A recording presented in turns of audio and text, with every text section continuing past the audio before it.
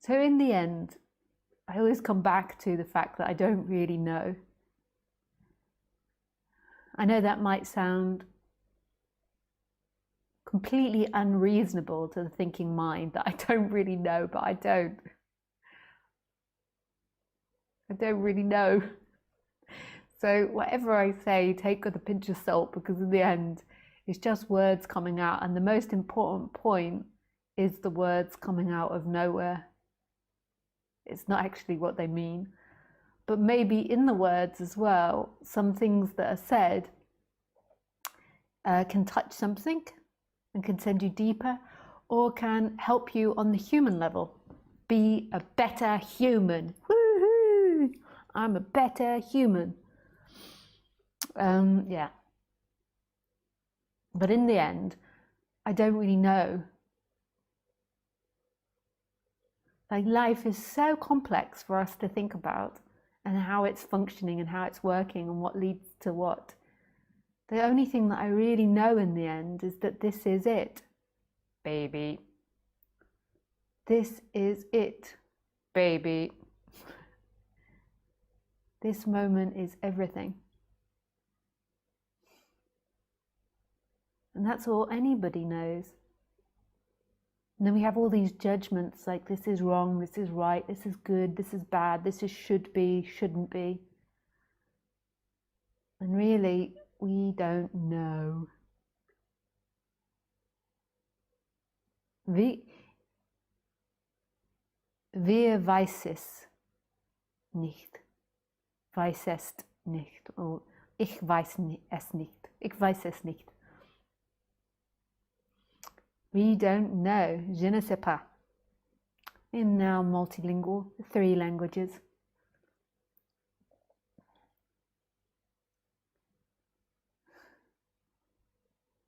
So, anyway.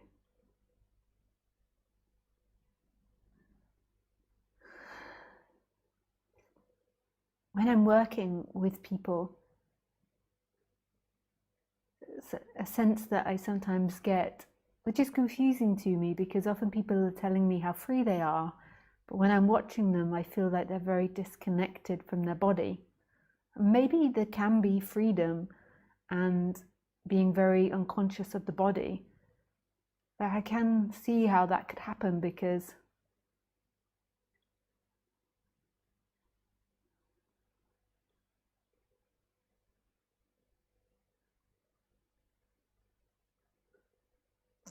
the consciousness is beyond everything, or beingness is beyond everything, or I amness is beyond everything. But what happened for me in this story is becoming very conscious of the body. And something that's still happening, that's deepening in this experience, is becoming more and more conscious of the body. And as I went deeper and deeper into this, I began to see that the body and one, it wasn't really a seeing, it was an energetic shift, that the body and one are the same thing. So the sensing and the sensed are the same thing. So the hearing and the heard are the same. The seeing and the seen, the feeling and the felt, the smell and the smelled. That's so unromantic though. The smelling and the smelled are one and the same thing. The seeing and the seen is kind of romantic. It's very unromantic, especially when Khaleesi is around after she's had a chick. Or when she's been eating out of the bins, or eaten something disgusting off the streets.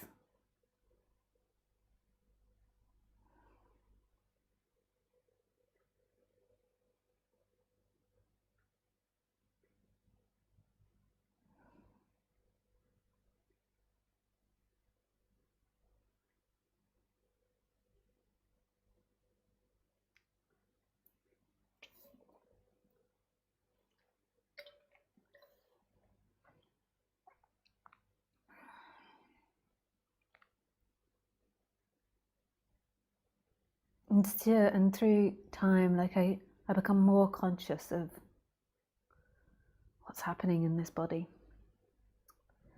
So I remember Tony Parsons saying, when he was angry, the whole world is angry. And that's really true if you really go into the experience. Like when you're angry, everything is angry. The wall is angry, the window is angry. It's just your story that says anger is inside me. It's the same with sadness. It's the same for Khaleesi. Like, so when she's angry with another dog, she doesn't know where she ends and the other dog is, so all there is anger everywhere.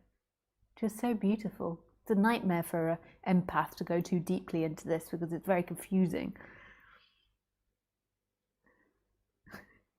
But it's okay. Because in the end, like, so I'm very sensitive to people's emotions, but whose emotions are they? And then they're my emotions.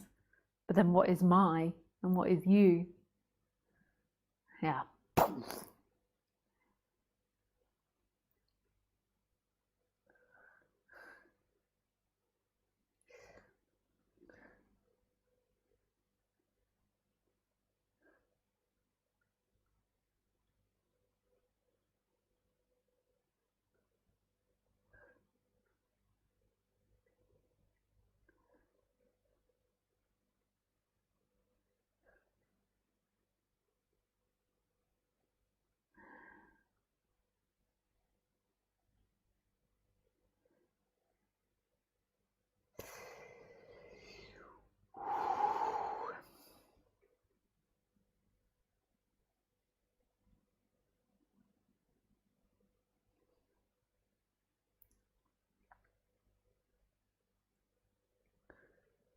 So being really present to the body seems really important here, but it's also seeing that the body is the world.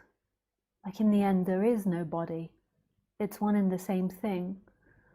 What happens when there's energetic contraction, there is this energy which holds everything together inside the body and makes it feel like there is an entity inside the body, like a singular entity that's moving through time and in relationship with the world. But as you get more into this subject, then that begins to disappear and they kind of merge. You becomes everything. It's so beautiful and so deep. Like often people get into this subject and they don't really want the depth of it. They just want a bit more peace of mind, which is great, and go for that if that's what you want. But the depth of it is a total loss of control. Like totally giving yourself back to life. The person's for so many years been inside the body, saying, I'm driving the body, you've got to do this, you've got to do that. And through that appearance, even though that's not somebody doing it, it has an effect. So if the person's really cautious, then the body will be really cautious. And the person thinks, okay, I'm making myself cautious. But it's not actually, it's a functioning that's happening. And when that disappears, then caution, morality, all these different things can begin to implode. And who knows what these bodies are going to do? And who knows the way in which they're going to navigate? And to me, like I feel everything is energy. So we so much look at the world through morality, through what we believe, what we've been taught. And in the moment, everything is energy. And when you really listen to this energy, it's kind of beyond thinking and beyond neurosis. It's deeper than that. It's kind of unknowable why you're doing things. You maybe look like a crazy person, but it just feels right energetically. Like sometimes just moving your body like a meter and standing somewhere else feels energetically right for no reason. Or suddenly screaming and shouting feels right for no reason. A bit like a kid, you know how when you're like a kid, they can just like do all these things naturally and nobody blinks an eyelid, but at some point it's like you can't do that anymore. Like a kid can just suddenly get up and spin around the room like, ah! But then there becomes a certain point where it's like, that's madness if someone does that. And I think it's more like an energy, like we're responding to energies. And there's something cathartic in that. And we get possessed by energies, and they're not really our own. So if you're in a room like full of angry people, or in a society with anger, then it's like that energy like seeps into you. And if you're kind of like in line with it, then you can discharge it rapidly. But if you're not, then it can kind of become part of your personality and you think that's you, where it's not really you. The same with your partners. But anyway, that's not the point. That's more in flow.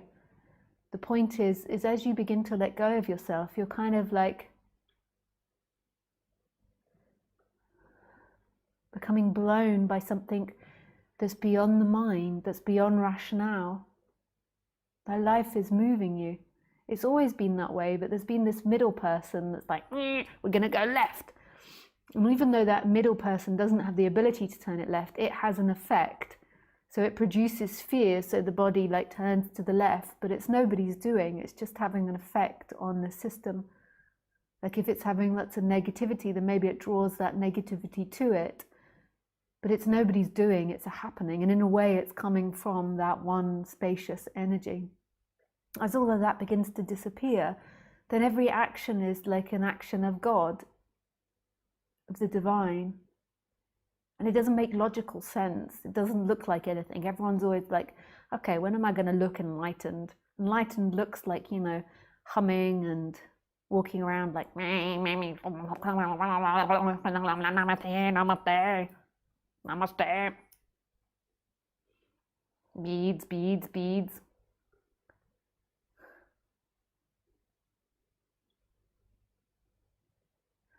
Vegetarian, vegan.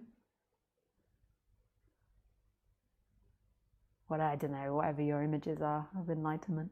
Getting everything you want, having a massive mansion. Some people think it's that 1,000 Rolls Royces. But we don't know what it's going to look like. That's up for life. And life is way beyond us. It's way beyond the intellect.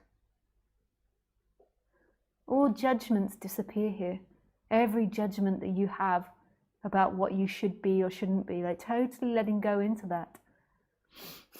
And then people respond, like sometimes they see comments where it's they think that I'm encouraging like murderers or bad people, which is really interesting because the projection is if you let go of control, then all this darkness is going to come up.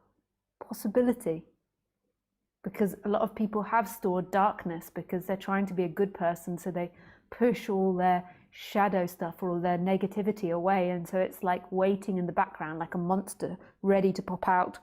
Like somebody doesn't do as they say and they're like, oh, namaste, oh, namaste. So then they have this projection that if you just kind of like let go, then all this darkness will come up. I used to have that feeling. I remember the first time that I did LSD, I was terrified of doing it because I thought that a monster would come up. I thought I had a monster inside of me.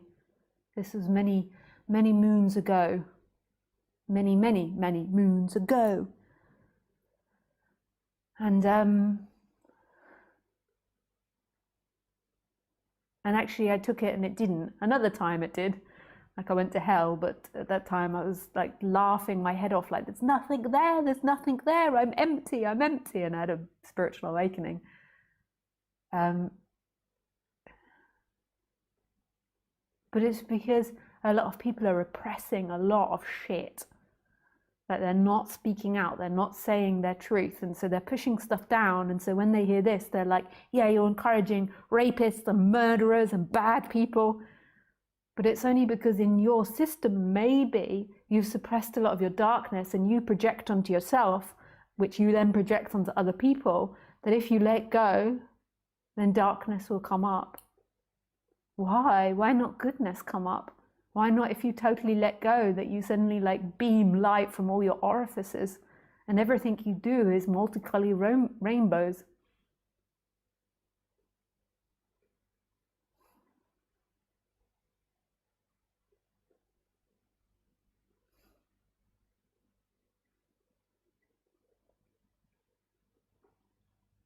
What is it that you secretly want to do that's dark? Tell people to F off. And suddenly, like, to your boss.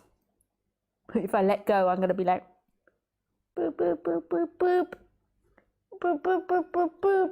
Oh, sorry, I forgot to spin.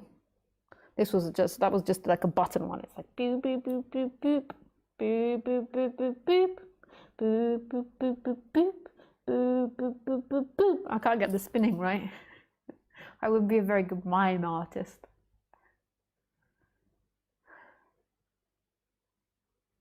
But that's a different thing. If you haven't told your boss where the boundaries are, if you haven't been honest with your boss, that's a different thing. What then happens is you push it down into the shadow, and so it's there boiling at the system, at the edges, so that when your boss does something, there's like rage inside, and you're like, inside you're like, I hate you, beep, beep, beep. On the surface you're like, oh yes, that's a great idea. Everything becomes tense. And that's a whole different thing. There becomes identity and seeking, not all the time. I sometimes am fake with people because I perceive it as easier. I perceive being honest to be too complex in that situation. But I try not to live my life like that, because I think that goes into problems and maybe old seeking patterns. Like my urge is to the inside and the outside to be in flow.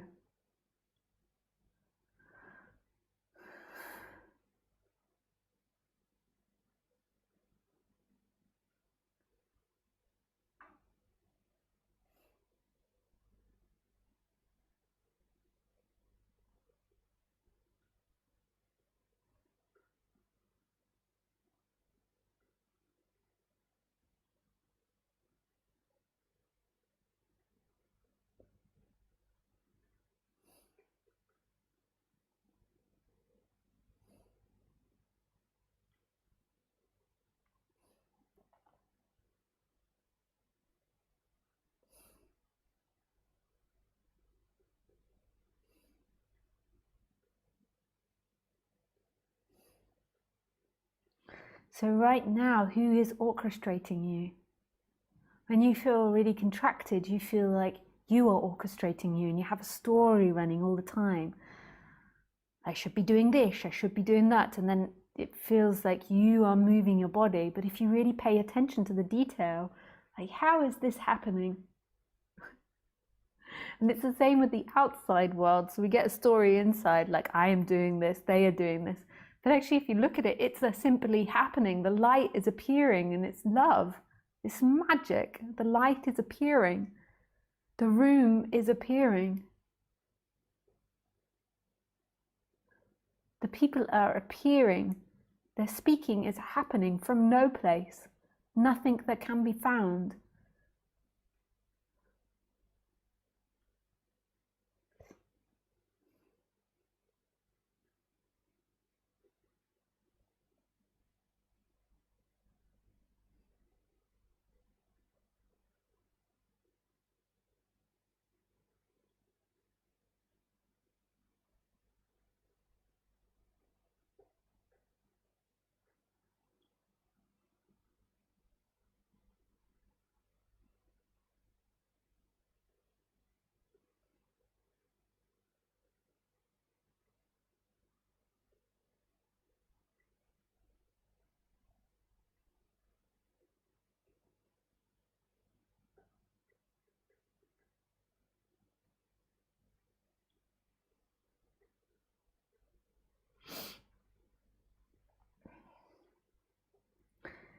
So the body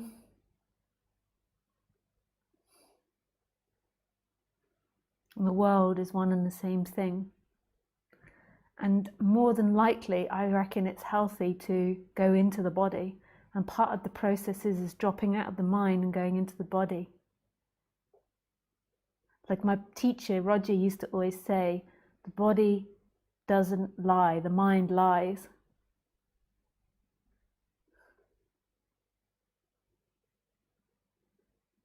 So the mind tells you how your boss is an asshole, whereas your body is saying, I feel insecure.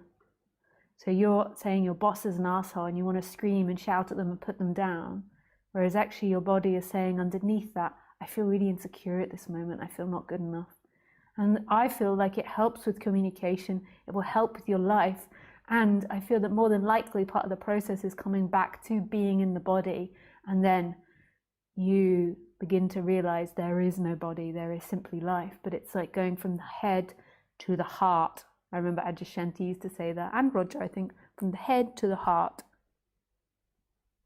But in the end, I don't know, because I meet a lot of people and they tell me how free they are, and they really seem like they're not in the body at all. Maybe that's part of the stage, And that's a beautiful thing about my personality, is it doesn't get too fixed on this is the way it is and that's the way it is. And I know, like, it's the expression here is really, in the end, I don't know.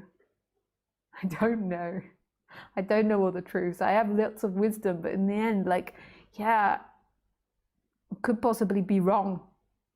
One thing that I do know is that freedom is this moment, but that's beyond concept, even though I'm expressing it in a concept. And then everything else is debatable. This moment is love. This moment is freedom, but who knows the way it expresses in other people? This moment. And this is why over the years you see me change in the way I speak, because there is no fixed way in speaking. You can say something and then you can be like, because that's not it. And you intuitively know this, that language and words and the intellect is like, when you're too attached to it, it becomes like a plank inside of you. Like arguing with people, arguing with life, arguing what's happening.